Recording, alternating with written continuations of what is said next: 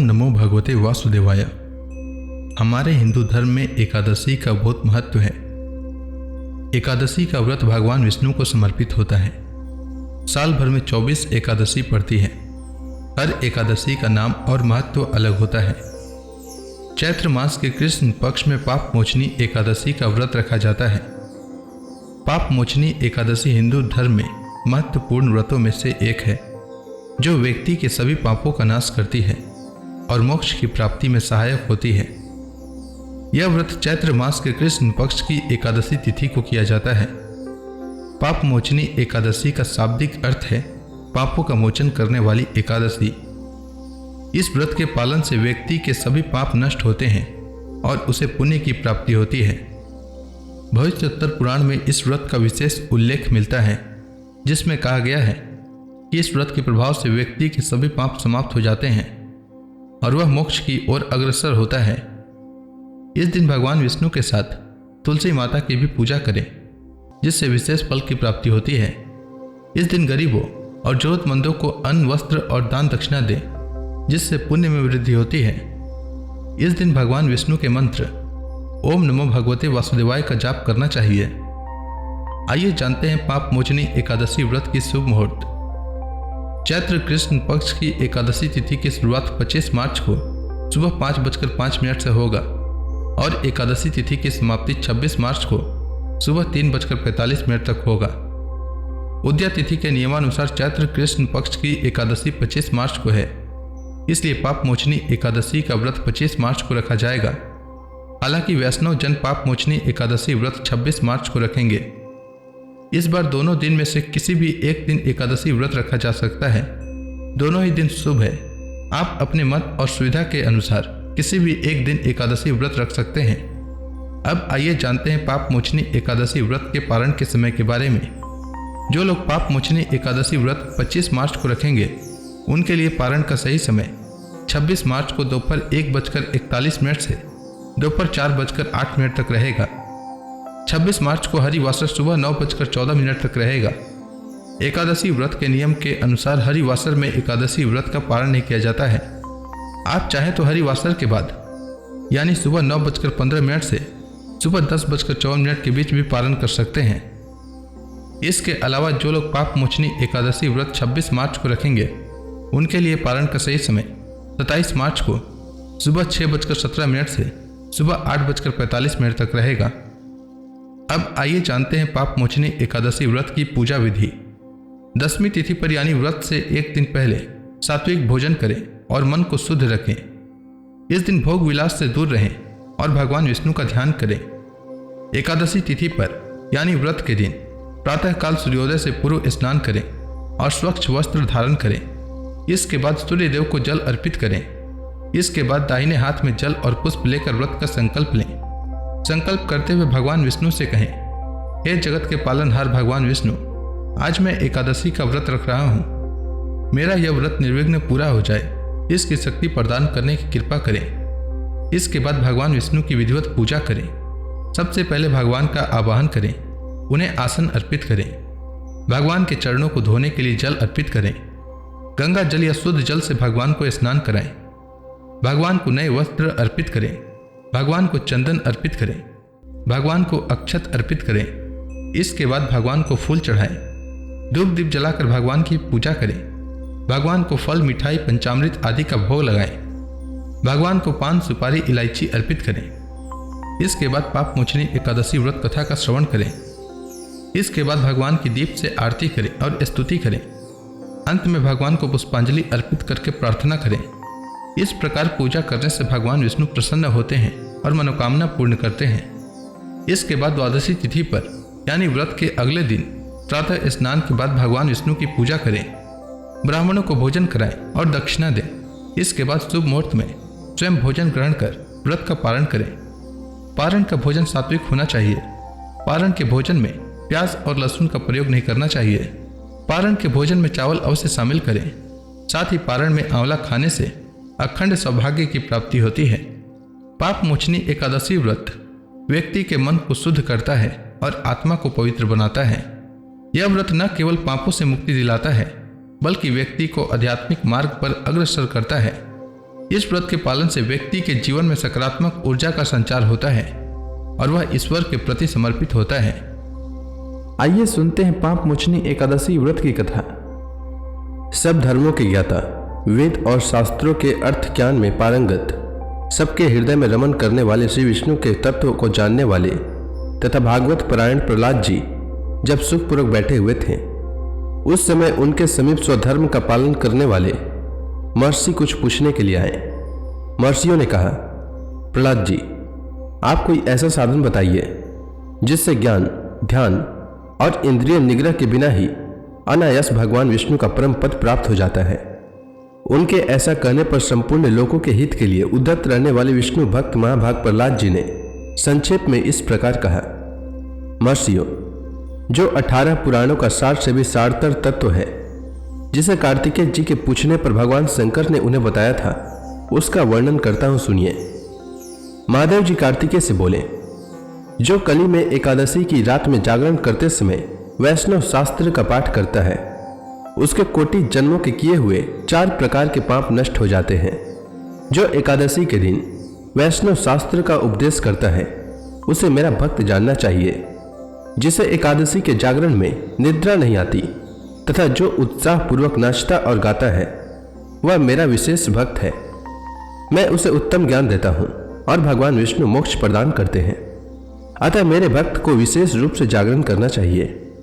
जो भगवान विष्णु से वैर करते हैं, उन्हें पाखंडी जानना चाहिए। जो एकादशी को जागरण करते हैं और गाते हैं, उन्हें आधे निमेष में अग्निष्टोम और अतिरात्र यज्ञ के समान फल प्राप्त होता है। जो रात्रि जागरण में बारंबार भगवान विष्णु के मुखार बिंद का दर्शन करते हैं, उनको भी वही फल प्राप्त होता है। जिनके वंश के लोग एकादशी की रात में जागरण करते हैं, वही धन्य हैं। जिन्होंने एकादशी को जागरण किया है, उन्होंने यज्ञ, दान, गया श्राद्ध और नित्य प्रयाग स्नान कर लिया। उन्हें सन्यासियों का पुण्य भी मिल गया और उनके द्वारा इष्टपूर्त कर्मों का भी भली भांति पालन हो गया। षडानन, भगवान विष्णु के भक्त जागरण सहित एकादशी व्रत करते हैं, इसलिए वे सदा ही मुझे विशेष प्रिय हैं। जिसने वर्धनी एकादशी की रात में जागरण किया है, उसने पुनः प्राप्त होने वाले शरीर को स्वयं ही भस्म कर दिया। जो एकादशी की रात को जागरण करता है, वह भगवान विष्णु के स्वरूप में लीन हो जाता है। जिसने हरि बोधनी एकादशी की रात में जागरण किया है, उसके स्थूल सूक्ष्म सभी पाप नष्ट हो जाते हैं। जो एकादशी की रात में जागरण तथा ताल स्वर के साथ संगीत का आयोजन करता है, उसे महान पुण्य की प्राप्ति होती है। जो एकादशी के दिन ऋषियों द्वारा बनाए हुए दिव्य स्तोत्रों से, ऋग्वेद, यजुर्वेद तथा सामवेद के वैष्णव मंत्रों से, संस्कृत और प्राकृत के अन्य स्त्रोतों से व गीत वाद्य आदि के द्वारा भगवान विष्णु को संतुष्ट करता है, उसे भगवान विष्णु भी परमानंद प्रदान करते हैं। जो एकादशी की रात में भगवान विष्णु के आगे वैष्णव भक्तों के समीप गीता और विष्णु सहस्त्र नाम का पाठ करता है, वह उस परम धाम में जाता है जहाँ साक्षात भगवान नारायण विराजमान है। पुण्य में भागवत तथा स्कंद पुराण भगवान विष्णु को प्रिय है। मथुरा और व्रज में भगवान विष्णु के बाल चरित्र का जो वर्णन किया गया है, उसे जो एकादशी की रात में भगवान केशव का पूजन करके पढ़ता है, उसका पुण्य कितना है यह मैं नहीं जानता, कदाचित भगवान विष्णु जानते हो। बेटा, भगवान के समीप गीत, नृत्य और स्तोत्र पाठ आदि से जो फल होता है, वही कली में श्रीहरि के समीप जागरण करते समय विष्णु सहस्त्र नाम, गीता तथा श्रीमद् भागवत का पाठ करने से सहस्त्र गुना होकर मिलता है। जो श्रीहरि के समीप जागरण करते समय रात में दीपक जलाता है, उसका पुण्य 100 कल्पों में भी नष्ट नहीं होता। जो जागरण काल में मंजरी सहित तुलसी दल से भक्ति पूर्वक श्रीहरि का पूजन करता है, उसका पुनः इस संसार में जन्म नहीं होता। स्नान, चंदन, लेप, धूप, दीप, नैवेद्य और तांबुल, यह सब जागरण काल में भगवान को समर्पित किया जाए तो उससे अक्षय पुण्य होता है। कार्तिकेय, जो भक्त मेरा ध्यान करना चाहता है, वह एकादशी की रात्रि में श्रीहरि के समीप भक्ति पूर्वक जागरण करे। एकादशी के दिन जो लोग जागरण करते हैं, उनके शरीर में इंद्र आदि देवता आकर स्थित हो जाते हैं। जो जागरण काल में महाभारत का पाठ करते हैं, वे उस परम धाम में जाते हैं जहाँ सन्यासी महात्मा जाया करते हैं। जो उस समय श्री रामचंद्र जी का चरित्र 10 कंठ वध पढ़ते हैं, वे योग वेताओं की गति को प्राप्त होते हैं। जिन्होंने श्रीहरि के समीप जागरण किया है, उन्होंने 4 वेदों का स्वाध्याय, देवताओं का पूजन, यज्ञों का अनुष्ठान तथा सब तीर्थों में स्नान कर लिया। श्री कृष्ण से बढ़कर कोई देवता नहीं है और एकादशी व्रत के समान दूसरा कोई व्रत नहीं है। जहाँ भागवत शास्त्र है, भगवान विष्णु के लिए जहाँ जागरण किया जाता है, और जहाँ शालिग्राम शिला स्थित होती है वहाँ साक्षात भगवान विष्णु उपस्थित होते हैं। पाप मोचनी एकादशी व्रत की कथा के अनुसार एक बार महाराज युधिष्ठिर ने भगवान श्री कृष्ण से कहा, हे कमल नयन, मैं ज्यों ज्यों एकादशियों के व्रतों की कथाएं सुन रहा हूँ त्यों त्यों अन्य एकादशियों के व्रतों की कथाएं सुनने की मेरी जिज्ञासा बढ़ती ही जा रही है। हे मधुसूदन, अब कृपा कर आप चैत्र माह के कृष्ण पक्ष की एकादशी के विषय में बतलाइए। इस एकादशी का नाम क्या है, इसमें कौन से देवता का पूजन किया जाता है तथा इस व्रत का क्या विधान है। हे श्री कृष्ण, यह सब आप मुझे विस्तार पूर्वक बताने की कृपा करें। भगवान श्री कृष्ण ने कहा, हे युधिष्ठिर, एक बार यही प्रश्न पृथ्वीपति मानधाता ने लोमस ऋषि से किया था। जो कुछ लोमस ऋषि ने राजा मानधाता को बताया था वही मैं तुमसे कह रहा हूं। राजा मानधाता ने धर्म के गुहितम रहस्यों के ज्ञाता महर्षि लोमस से पूछा, हे ऋषि श्रेष्ठ, मनुष्य के पापों का मोचन किस प्रकार संभव है? कृपा कर कोई ऐसा सरल उपाय बताएं जिससे सहज ही पापों से छुटकारा मिल जाए। महर्षि लोमस ने कहा, हे नृपति, चैत्र मास के कृष्ण पक्ष की एकादशी का नाम पाप मोचनी एकादशी है। उसके व्रत के प्रभाव से मनुष्यों के अनेक पाप नष्ट हो जाते हैं। मैं तुम्हें इस व्रत की कथा सुनाता हूं, ध्यानपूर्वक श्रवण करो। प्राचीन समय में चैत्र रथ नामक एक वन था। उसमें अप्सराएं किन्नरों के साथ विहार किया करती थीं। वहां सदैव वसंत का मौसम रहता था, अर्थात उस जगह सदा नाना प्रकार के पुष्प खिले रहते थे। कभी गंधर्व कन्याएं विहार किया करती थी, कभी देवेंद्र अन्य देवताओं के साथ क्रीड़ा किया करते थे। उसी वन में मेधावी नाम के एक ऋषि भी तपस्या में लीन रहते थे। वे शिव भक्त थे। एक दिन मंजू घोषा नामक एक अप्सरा ने उनको मोहित कर उनकी निकटता का लाभ उठाने की चेष्टा की। इसलिए वह कुछ दूरी पर बैठ वीणा बजाकर मधुर स्वर में गाने लगी। उसी समय शिव भक्त महर्षि मेधावी को कामदेव भी जीतने का प्रयास करने लगे। उस समय महर्षि मेधावी भी युवावस्था में थे और काफी हृष्ट पुष्ट थे। उन्होंने यज्ञोपवीत तथा दंड धारण कर रखा था। वे दूसरे कामदेव के समान प्रतीत हो रहे थे। उस मुनि को देखकर कामदेव के वश में हुई मंजू घोषा ने धीरे धीरे मधुर वाणी से वीणा पर गान शुरू किया तो महर्षि मेधावी भी मंजू घोषा के मधुर गाने पर तथा उसके सौंदर्य पर मोहित हो गए। वह अप्सरा मेधावी मुनि को कामदेव से पीड़ित जानकर उनसे आलिंगन करने लगी। महर्षि मेधावी उसके सौंदर्य पर मोहित होकर शिव रहस्य को भूल गए और काम के वशीभूत होकर उसके साथ रमण करने लगे। काम के वशीभूत होने के कारण मुनि को उस समय दिन रात का कुछ भी ज्ञान न रहा और काफी समय तक वे रमण करते रहे। तदुपरांत मंजू घोषा उस मुनि से बोली, हे ऋषिवर, अब मुझे बहुत समय हो गया है, अतः स्वर्ग जाने की आज्ञा दीजिए। अप्सरा की बात सुनकर ऋषि ने कहा, हे मोहिनी, संध्या को तो आई हो, प्रातः काल होने पर चली जाना। ऋषि के ये वचनों को सुनकर अप्सरा उनके साथ रमण करने लगी। इसी प्रकार दोनों ने साथ साथ बहुत समय बिताया। मंजू घोषा ने एक दिन ऋषि से कहा, हे विप्र, अब आप मुझे स्वर्ग जाने की आज्ञा दीजिए। मुनि ने इस बार भी वही कहा, हे रूपसी, अभी ज्यादा समय व्यतीत नहीं हुआ है, कुछ समय और ठहरो। मुनि की बात सुन अप्सरा ने कहा, हे ऋषिवर, आपकी रात तो बहुत लंबी है। आप स्वयं ही सोचिए कि मुझे आपके पास आए कितना समय हो गया। अब और ज्यादा समय तक ठहरना क्या उचित है? अप्सरा की बात सुन मुनि को समय का बोध हुआ और वह गंभीरतापूर्वक विचार करने लगे।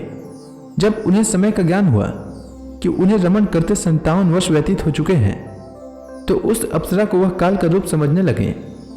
इतना ज्यादा समय भोग विलास में व्यर्थ चले जाने पर उन्हें बड़ा क्रोध आया। अब वह भयंकर क्रोध में जलते हुए उस तप नाश करने वाली अप्सरा की तरफ भ्रिकुटी तान कर देखने लगे। क्रोध से उनके अधर कांपने लगे और इंद्रियां बेकाबू हो गई। क्रोध से थरथराते स्वर में मुनि ने उस अप्सरा से कहा, मेरे तप को नष्ट करने वाली दुष्टा, तू महापापिन और बहुत ही दुराचारणी है। तुझ पर धिक्कार है। अब तू मेरे साप से पिशाचनी बन जा। मुनि के क्रोध युक्त साप से वह अप्सरा पिशाचनी बन गई। यह देख वह व्यथित होकर बोली, हे ऋषिवर, अब मुझ पर क्रोध त्याग कर प्रसन्न होइए और कृपा करके बतलाइए कि इस साप का निवारण किस प्रकार होगा।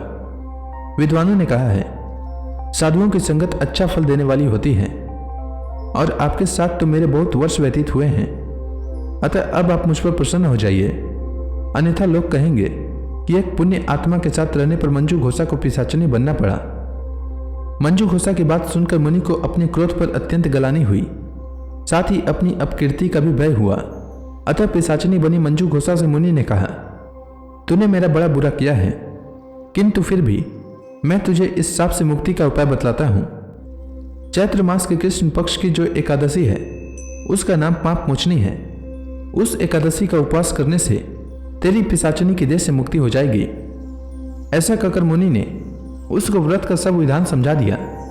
फिर अपने पापों का प्रायश्चित करने के लिए वे अपने पिता चैवन ऋषि के पास गए। चैवन ऋषि ने अपने पुत्र मेधावी को देखकर कहा, हे पुत्र, ऐसा क्या किया है तूने कि तेरे सभी तप नष्ट हो गए हैं, जिससे तुम्हारा समस्त तेज मलिन हो गया है। मेधावी मुनि ने लज्जा से अपना सिर झुकाकर कहा, पिताश्री, मैंने एक अप्सरा से रमण करके बहुत बड़ा पाप किया है। इसी पाप के कारण संभवतः मेरा सारा तेज और मेरे तप नष्ट हो गए हैं। कृपा करके आप इस पाप से छूटने का उपाय बतलाइए। ऋषि ने कहा, हे पुत्र, तुम चैत्र माह के कृष्ण पक्ष की पाप मोचनी एकादशी का विधि तथा भक्ति पूर्वक उपवास करो, इससे तुम्हारे सभी पाप नष्ट हो जाएंगे। अपने पिता चैवन ऋषि के वचनों को सुनकर मेधावी मुनि ने पाप मोचनी एकादशी का विधि पूर्वक व्रत किया। उसके प्रभाव से उनके सभी पाप नष्ट हो गए। मंजू घोषा अप्सरा भी पाप मोचनी एकादशी का उपवास करने से पिशाचनी के देश से छूट गई और पुनः अपना सुंदर रूप धारण कर स्वर्गलोक को चली गई। लोमस मुनि ने कहा, हे राजन, इस पाप मोचनी एकादशी के प्रभाव से समस्त पाप नष्ट हो जाते हैं। इस एकादशी की कथा के श्रवण व पठन से 1000 गोदान करने का फल प्राप्त होता है। इस उपवास को करने से सभी प्रकार के भयंकर पाप भी नष्ट हो जाते हैं और अंत में स्वर्गलोक की प्राप्ति होती है। तो प्रेम से बोली भगवान विष्णु की जय, श्री कृष्ण भगवान की जय, समस्त देवी देवताओं की जय। अब आप सभी भक्तगण हाथ जोड़कर भगवान श्री हरि का ध्यान करें। आरती होने वाली है। ओम जय एकादशी माता मैया, जय एकादशी माता। विष्णु पूजा व्रत को धारण करके, विष्णु पूजा व्रत को धारण करके शक्ति मुक्ति पाता। ओम जय एकादशी माता। तेरे नाम गिनाऊं देवी, भक्ति प्रदान करनी, भक्ति प्रदान करनी। गण गौरव की देनी माता, गण गौरव की देनी माता, शास्त्रों में बरनी। ओम जय एकादशी माता। मार्गशीर्ष कृष्ण पक्ष की उत्पन्ना, विश्व तारणी जननी मैया, विश्व तारणी जननी। शुक्ल पक्ष में हुई मोक्षदा, शुक्ल पक्ष में हुई मोक्षदा, मुक्तिदाता बन के भरनी। ओम जय एकादशी माता। पौष के कृष्ण पक्ष की सफला नामक है, शुक्ल पक्ष में होए पुत्रदा, आनंद अधिक रहे। ओम जय एकादशी माता। नाम सट तिला माघ मास में कृष्ण पक्ष आवे मैया, कृष्ण पक्ष आवे। शुक्ल पक्ष में जया कहावे, शुक्ल पक्ष में जया कहावे, विजय सदा पावे। ओम जय एकादशी माता। विद्या फाल्गुन कृष्ण पक्ष में शुक्ला अमला की मैया, शुक्ला अमला की। पाप मोचनी कृष्ण पक्ष में चैत्र महाबली की। ओम जय एकादशी माता। चैत्र शुक्ल में नाम कामदा, धन देने वाली मैया, धन देने वाली। नाम बरूथनी कृष्ण पक्ष में बैसाख माहवाली। ओम जय एकादशी माता।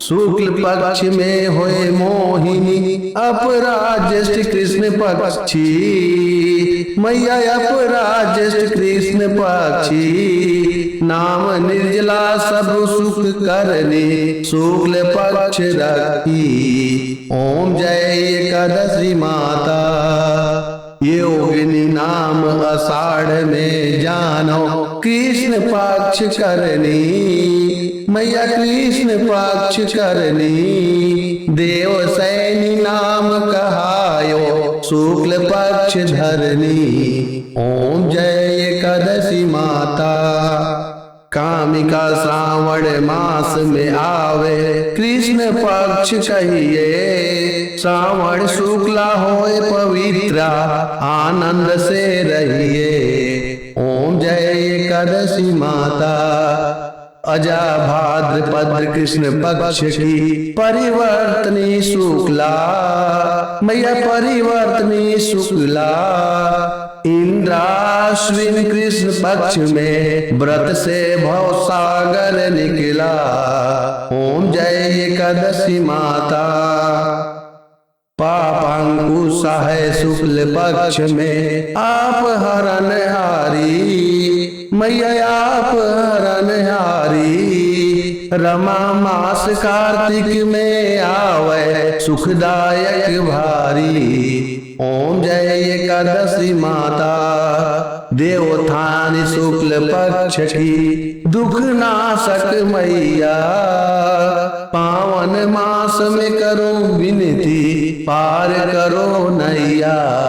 ओम जय एकादशी माता, परमा कृष्ण पक्ष में होती जन मंगल करनी, मैया जन मंगल करनी, शुक्ल मास में होए पधिनी, दुख दरिद्र हरनी। ओम जय एकादशी माता, जो कोई आरती एकादशी की भक्ति सहित गावे, मैया भक्ति सहित गावे, जन गुरु दिता स्वर्गवासा, निश्चय वह पावे। ओम जय एकादशी माता। तो प्रेम से बोलिए विष्णु भगवान की जय, माता लक्ष्मी की जय।